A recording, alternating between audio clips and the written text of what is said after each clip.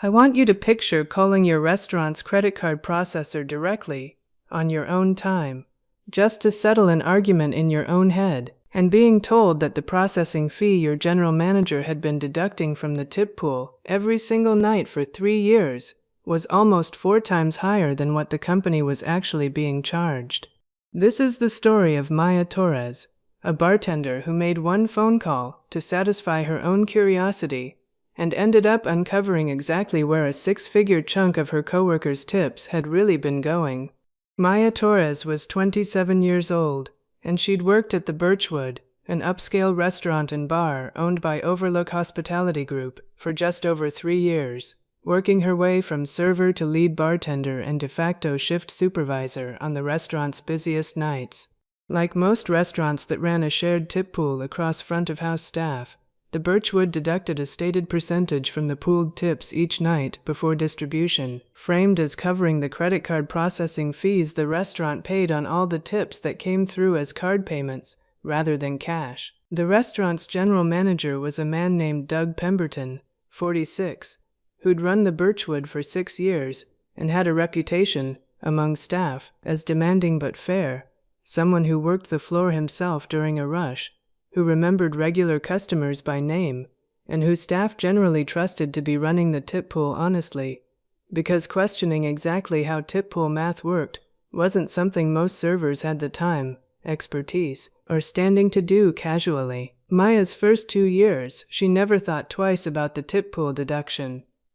Doug had explained, back when she started, that the restaurant deducted 8% from card tips to cover processing fees before splitting the remainder among the staff working that shift, and 8% sounded, to someone with no particular reason to research payment processing rates, like a plausible number for a credit card fee. Doug himself was well liked among the staff for those first 2 years, genuinely so. He covered shifts when someone called in sick, fought corporate for better scheduling flexibility around staff who were also in school, and had a memory for regular customers that made the whole restaurant feel more like a community than a typical corporate-owned location. It was in her 3rd year, during an unrelated conversation with a friend who managed a different restaurant across town, that the number came up almost by accident. Her friend mentioned that her own restaurant's processing fee ran around 2%, standard for most restaurant merchant accounts, and was surprised when Maya said theirs was 8%. Maya didn't think much of the difference at first. Restaurants use different payment processors, and fee structures can genuinely vary somewhat depending on the deal a business negotiated. But the number stuck with her in the mildly irritating way small unresolved facts sometimes do, and a few weeks later, mostly out of simple curiosity rather than suspicion, she called the Birchwood's actual payment processor directly, using the customer service number printed on one of the merchant account statements that occasionally got left out near the office printer.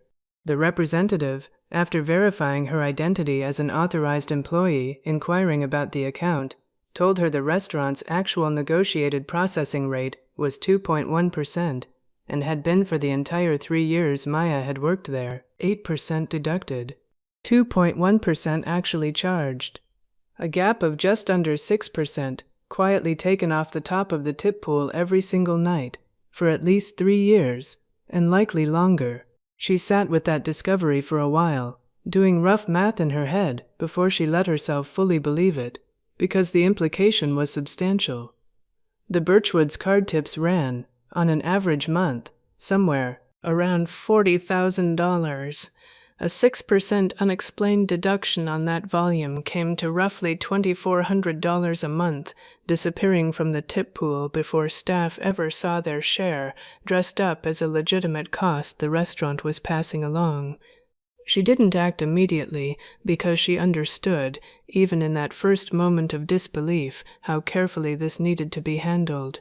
Accusing a general manager of skimming tip money without airtight proof could easily get dismissed as a disgruntled employee's misunderstanding of restaurant accounting, and could very plausibly cost her the job and reputation she'd built over 3 years if she moved carelessly. She mentioned the discovery, in careful generalities, to the same friend whose comment had started the whole thing, since her friend had some familiarity with how restaurant finances generally worked.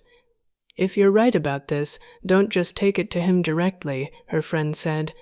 He set the number in the first place. Whoever you tell needs to be someone who can actually check the real statements independently, not someone who'll just ask him to explain it and take whatever he says. It was straightforward advice, but it shaped exactly how carefully Maya chose who to eventually bring the file to, rather than raising it with anyone at the restaurant level first. So she spent the next several weeks building a quiet, careful file. She kept her own log of nightly card tip totals from the point-of-sale system, which she had routine access to as a shift lead, and calculated the actual 8% deduction applied each night, comparing it against what a genuine 2.1% deduction would have looked like on the same totals. She requested, through a routine and unremarkable-seeming administrative task, copies of several months of the restaurant's actual merchant account statements, which as shift lead she had legitimate reason to reference for other reconciliation purposes. The pattern, once she'd built it out across a full year of data she could access, was consistent and unambiguous. Every single night, without exception, the deduction applied to the tip pool matched the stated 8%, while the merchant statements confirmed the actual processing cost the restaurant paid never exceeded 2.1% and was sometimes fractionally lower, depending on the mix of card types used that night. She calculated the total for the 1 full year she had clean data for. Just under $29,000 in excess deductions in that year alone. Extending the same estimated rate across the full 3 years she'd worked there, and accounting for Doug's 6 years running the restaurant overall, the number, if the pattern had held that entire time, could plausibly run well past $140,000.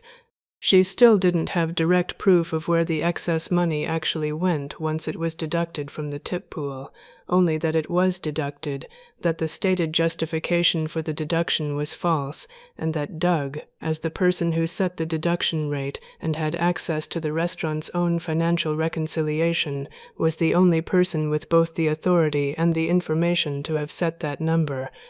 Before she finished building the case fully, something happened that moved her timeline up considerably. A newer server, upset about a particularly small tip share on an unusually busy night, asked Doug directly and somewhat pointedly why the processing fee was so much higher than what she'd heard other restaurants charged. Doug's answer, which several staff overheard in the kitchen that night, was that restaurant processing rates are complicated and vary a lot. This is just what ours actually costs. A direct, specific reaffirmation of the false 8% justification delivered confidently to an employee who had every reason to simply accept it given his position. That confirmation, delivered so casually and confidently to someone else entirely, made Maya realize this wasn't a one-time misunderstanding she might be misreading. It was a story Doug had clearly told more than once, comfortably, to more than one employee, over years. She requested a meeting with Overlook Hospitality Group's regional director of operations, a woman named Renata Silva, who oversaw 4 restaurants, including the Birchwood. Sending a carefully worded message, "I have documentation comparing our actual merchant processing rate against what's being deducted from the tip pool nightly. I believe there's a significant discrepancy that needs review outside the store level.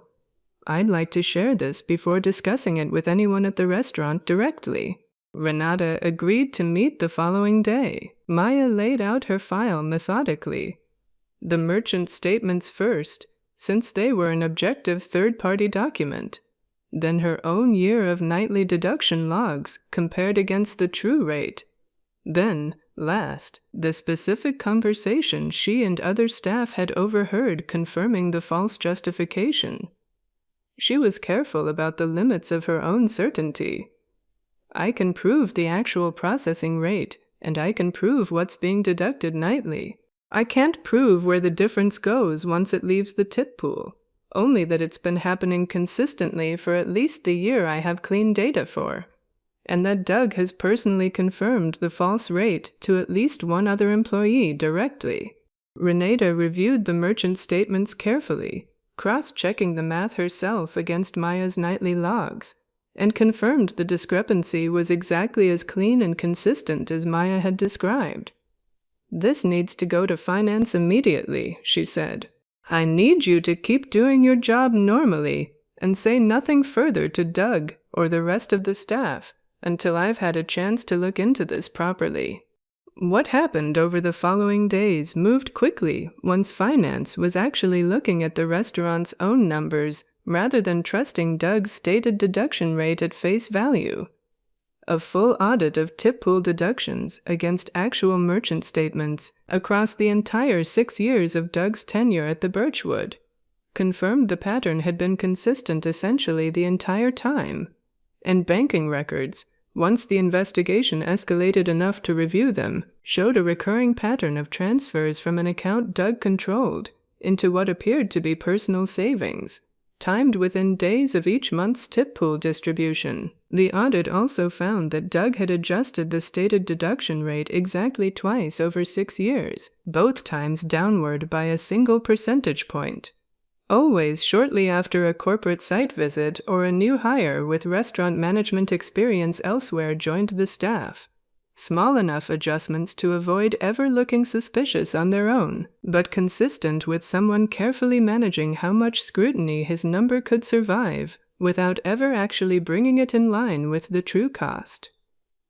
The confirmed total, once the full 6-year window was reviewed, came to just over $140,000 in improperly withheld tip money, taken directly from the pooled earnings of dozens of servers, bartenders, and hosts who had trusted that the number on their nightly tip summary reflected an actual, verifiable cost, rather than a number Doug had simply decided to keep charging because nobody had ever thought to call the processor and check. Doug Pemberton was terminated within the week, once the pattern was confirmed through the merchant statements and banking records, with Overlook Hospitality Group's legal team pursuing recovery of the improperly withheld amount, specifically for redistribution back to the affected staff, past and present, going back as far as employment and payroll records allowed them to identify who had actually worked the shifts in question.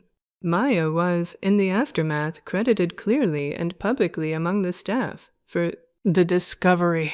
Once Renata explained plainly at an all-staff meeting exactly how the discrepancy had surfaced, not through any grand investigation, but through one employee's simple decision to call the actual payment processor and ask a question nobody else had apparently ever bothered to ask in 6 years.